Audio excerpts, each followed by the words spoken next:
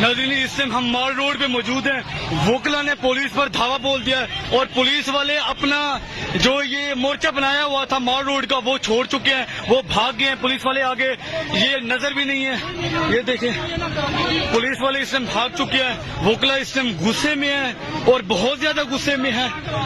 जुनून। अस्सलाम वालेकुम नाज़रीन, इस टाइम हम जीपीओ चौक से हम जमान पार्क की तरफ जा रहे हैं। ये जितने भी वोकला मेरे साथ देख रहे हैं, ये फुल टाइम जुनून और जज्बे में है। और इन्होंने जो अभी थोड़ी देर पहले पुलिस इन पे अटैक कर रही थी, ये सारे वोकला मिल गए हैं, पुलिस को मारा है और पुलिस को इन्होंने आगे धकेल दिया। पुलिस और रेंजर ने अपनी जगह छोड़ दिया और भाग चुकी है। और कुछ पुलिस वाले आए हैं, इन्होंने काफी उनको मारा पीटा। इनका बड़ा जज्बा है।